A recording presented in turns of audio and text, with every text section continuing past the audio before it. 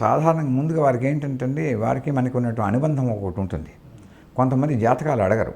వాళ్ళు ఏమంటారు, గురువుగారు మాకు ఇట్లా ఉంది అని చెప్తారు. వారికి ఉండేటువంటి శ్రద్ధా విశ్వాసాలను బట్టి మనం వారికి సూచిస్తే వారు మళ్ళా నన్ను ప్రశ్నించరు. ఇది గురువుగారు చెప్పారు, మనం ఏదో పాటించాలి, చేస్తామని అనుకుంటారు. కొంతమందికి ఇంజక్షన్ ఇస్తేనే కానీ డాక్టర్ కాదని కొంతమందికి ఉంటుంది. వారి జాతకం చూసి ఆ జాతకంలో ఉండేటువంటి పరిస్థితిని గమనించి వారికి ఏ దేవత విధానమైతే మనం ఉపాసన చేసినట్లయితే, మంత్రం చేయించినట్లయితే, ఏ విధంగా వారికి పరిహారం చేస్తే బాగుంటుంది, వారు కొంత చేసుకుని వారి ఇన్వాల్వ్మెంట్ అవ్వకుండా ఏది చేయకూడదండి. ఎందుకంటే బాలురికి, వృద్ధులకి, మన దూరంలో ఉన్న వాళ్ళకి మనం మినహాయింపు చెప్పచ్చు. ఇండియాలో ఉండి ఇక్కడే ఉండి నేను రానండి మీరే చేయండి అంటే కుదరదు. వారు కూడా దీంట్లో భాగస్థులైతేనే మన కర్మ సిద్ధాంతం ప్రకారంగా ఉపాసన దేవతతో మాత్రమే కర్మ క్షయింపబడుతుంది.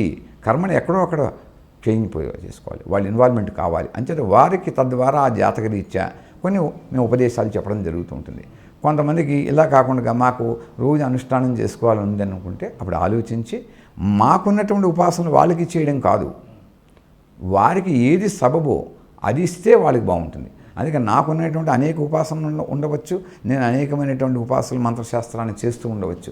కానీ ఏది ఎవరికి ఏ మందు కరెక్టో అలాగే ఎవరికి ఏ ఉపాసన దేవత వారి నిత్యకృత్యములకు వారికి ఇబ్బందులు కలగకూడదు. ఫస్ట్ వాళ్ళ లౌకిక కార్యక్రమాలకి ఇప్పుడు మనం చక్కగా చేసుకునే వాళ్ళు ఉంటారు. వాళ్ళందరికీ కూడా మన నిత్యకృత్యాలు ఎలా దెబ్బతీస్తాయి? కొంతమందికి వాళ్ళ వృత్తి వ్యాపారములకి భంగం కలగకుండా వారికి ఉపదేశాలు చేయడం జరుగుతుంది. చేసిన తర్వాత వారిని మనం ఎప్పటికీ వెంబడిస్తూ ఉంటాం. చేస్తున్నారా లేదా? మీరు ఒకవేళ చేయకపోయినట్లయితే మీరు గోవు యొక్క చెవిలోకి వెళ్ళి మంత్రాన్ని మీరు చెప్పేసేయండి, ఉపసంహారం చేసేయండి. అంతేగాని పెట్టుకుని మీరు అది కనుక పెట్టుకున్నట్లయితే చాలా తప్పు. మంత్రం తీసుకున్నాము, ఇవాళ ఏదో మనకు పని అయిపోయింది అనేది ఉండకూడదు. అసలు నేను మొట్టమొదటి ఒకటి భావన నమ్ముతానండి. అసలు ఈ దైవతారాధన ఇవంతా కూడా ఏదో విశేషంగా నాకు కలుగుతుందని చేయవద్దు. మీరందరూ ఎవరైనా సరే వారు మనం రోజు నిత్యంగా ఆహారం ఎలా తీసుకుంటామో మనకి భగవంతుడు ఈ గాలి ఇచ్చి మనం బ్రతికిస్తున్నాడు కాబట్టి రేపటికి ఉంటాడో ఉండడో మనిషి తెలవదు. కానీ రేపటికి ఉన్నాడు అంటే అది వాడు అదృష్టంగా భావించారు. కాబట్టి మనం అది గుర్తుపెట్టుకొని వాళ్ళు నైమిత్య కర్మలతో పాటు ఇది ప్రత్యేకంగా ఎవరికో చేస్తున్నారు కాదు, జీవుడిగా మనం వచ్చాం కాబట్టి మనం ఈ జన్మనిచ్చడానికి మనకి తల్లిదండ్రులు ఒక కారణం అయినా ప్రకృతి పురుషులే మనకి ఆధారం. మన కర్మను బట్టి మనం ఇక్కడికి వచ్చాం కాబట్టి దీన్ని ఎన్నో అనుభవిస్తూ ఉంటాం కాబట్టి దీన్ని అనుభవిస్తున్నందుకు వాళ్ళకి మనకు భగవంతుడు కృతజ్ఞతాభావంతో ప్రకృతి మనకి ఇచ్చినటువంటి కొన్ని వరాలు ఉన్నాయి. మరి ఆ ప్రకృతి విశ్వంలో మనం సంచరిస్తున్నాం కాబట్టి ఎక్కడికి వెళ్ళినా అవన్నీ మనం వాళ్ళకి తిరిగి మనం ఇవ్వవలసిందే. ఇవ్వకపోతే కృతజ్ఞుడు అవుతుంది తప్ప కృతజ్ఞత కాదు. నేను ఒకటే దృఢంగా నిశ్చయిస్తాను, భగవద్గీత చెప్పచ్చు, వేదం చెప్పిన అన్నీ పంచభూతములే. పంచభూతములకి మనం చేయకుండా ఏమీ చేయకుండా అది కుదరదు. ఈ స్తోత్రాలు శ్లోకాలు అంటే నిత్యం పఠించుకునే ఉంటుంది కదా సార్. మరి ఈ బీజాక్షర సహితంగా ఇచ్చేటటువంటి మంత్రాలు అనేవి మీరు అవి ఎక్కడి నుండి తీసుకుంటారు గురుగారు? అంటే ఒక్కోసారి బీజాక్షరాలు కొన్ని స్టాండర్డ్గా ఉంటాయండి. ఇప్పుడు కొన్ని చండీ మంత్రాలు ఉంటాయి, మూల మంత్రాలు, వాటిని మార్చడానికి మనకి అధికారం ఎవరికీ లేదు అసలు. కానీ ఆదిశంకర్లే చెప్పారు, ఎక్కడైనా ఇప్పుడు ఆయన చెప్పారు కదా, ఎవరైనా ఒక మంచివాళ్ళు ఉన్నప్పుడు వాళ్ళని నువ్వు పలానా జాతివాడివి, పలానా కులం వాడివి అని చెబితే మరి మతం ఎలా వస్తుంది? రాదు. అర్హత ఉన్నటువంటి వాళ్ళు కొంతమంది ఉంటారు, వాళ్ళకి మనం అన్నీ కూడా మనం ఇది చేయలేము. కాబట్టి అర్హతను గుర్తించి వాళ్ళకి బీజాక్షరం పట్టుంటే కొంతకాలం వాళ్ళు మనకి ఇక్కడ అందుకనే వాళ్ళకి చెప్పి చేయిస్తూ ఉంటాం. వాళ్ళ ఇంటికి వెళ్ళిన తర్వాత కూడా ఆ బీజాక్షరాలు సరిగ్గా పలుకుతున్నారా లేదా అని చెబుతూ ఉంటాం. ఇది అదృష్టవశాత్తు భగవంతుడికి అనుగ్రహం చేతూ నాకు కొన్ని సంకేతాలు వాళ్ళు తప్పు చేస్తుంటే కనుక వస్తూ ఉంటుంది. నేను వాళ్ళకి మానిటర్ చేస్తూ ఉంటాను, మీరు తప్పు చేస్తున్నారండి ఇవ్వాలని చెప్పి. అది దైవ కృప నాకున్నది.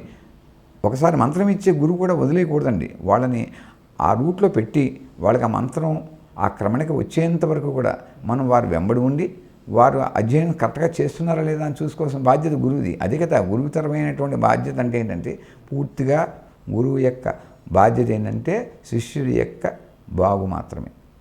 అది చేశారనుకోండి, ఒక్కసారి ఒక్క మనిషిని చైతన్యం చేయగలిగితే లక్షలాది మందిని మీరు చైతన్యం చేసేస్తారు. మనకి ప్రత్యక్ష నిదర్శనాలు ఫస్ట్గా మనకి ఆదిశంకరులు, మరి వివేకానందులు, ఇంతమంది మహానుభావులు మన దగ్గర ఉన్నారు. అవి అంటే మనకు కళ్ళంట కనపడుతుంది వాళ్ళు ఎన్ని జ్యోతులు వెలిగించారు వాళ్ళని. ఇది కదా హైందవత్వం. అంటే బీజాక్షర సంపుటి అనేది కొన్ని మీరు కొన్ని బీజాక్షరాలు ఇప్పుడు మీరు అడిగినట్టుగా కొన్ని బీజాక్షరాలు పరమేశ్వరుడు నాకు ఇచ్చినటువంటివి నిస్వార్థంగా వాళ్ళకు కూడా నేను చెబుతూ ఉంటాను.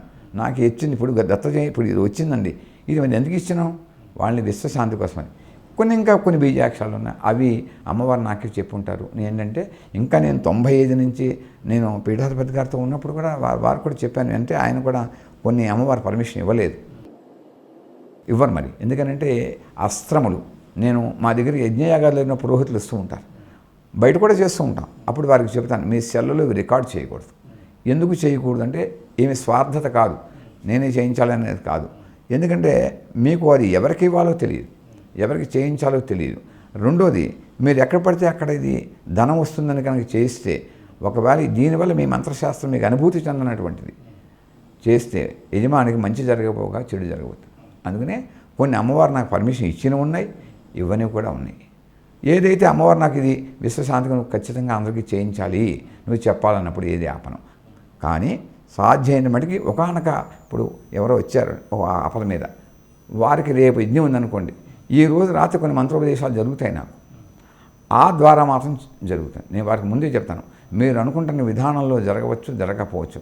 మొత్తం మీ జపతపాలు అయిపోయిన తర్వాత ఇక్కడ జరిగేటువంటి యజ్ఞయాగాదులని కూడా అమ్మవారి యొక్క అధీనంలో జరుగుతాయి అని చెబుతాం వారికి. అవి మేము కూడా అప్పుడు రాసుకుంటాం. ఒకసారి మా యజ్ఞం అవుతున్నప్పుడు కొన్ని మంత్రాలు వస్తూ ఉంటాయి, అవి ఎక్కడి నుంచి వస్తాయి? దివ్య సందేశాలు. అవి మేము విద్యార్థే, అదే ఎక్కడో చేయనటువంటివి కావండి, ఎప్పుడో కొన్ని వేల సంవత్సరాల క్రితం. లేకపోతే ఈ పితృకళ్యాణ యజ్ఞాలు నాకెక్కడి నుంచి వచ్చాయి? ఇప్పుడు పితృకళ్యాణ యజ్ఞములు చేసినప్పుడు ఒకసారి స్వామివారిని అడిగా, ఇవన్నీ ఇంత పెట్టావు ఎంత కూడా అంటే, నేను ఇక్కడ క్షీరసాగర మొదలమ్మ అంటే ఎవరు? నేను అసలు నేను మహాసర్పనారాయణుడు కదా, నేను మహాసర్పనారాయణ రూపంలో నేను వెన్నెముకలో అందరికీ ఉన్నాను కదా, అదే కదా నేను మళ్ళా తల్లి గర్భంలో వస్తే రాహుకేతువుల దోషం వల్లే వచ్చింది కదా, అంటే నాది గయానారాయణుని నా ఉన్నటువంటిది నేనే కదా. అంచేత అవన్నీ కూడా నువ్వు చేస్తూ ఉండులో కళ్యాణం. చాలామందికి ఇవాళ ఆత్మలు ఎందుకు చెప్పారంటే కారణం చెప్పారు దానికి. కరోనాలో చాలామంది కాలం చేశారు, వాళ్ళు వాయుమండలంలో అల్లాడి తిరుగుతున్నారు. వాళ్ళకి విశ్వశాంతి కోసము ఈ గాలిలో తిరిగితే ప్రజలు క్షోభపడతారు, తిరిగి మళ్ళా కరోనా రావచ్చు, అనేక వ్యాధులు గాలి ద్వారా రావచ్చు. అంచేత నీ వంతు కృషి ఏంటి అంటే ఈ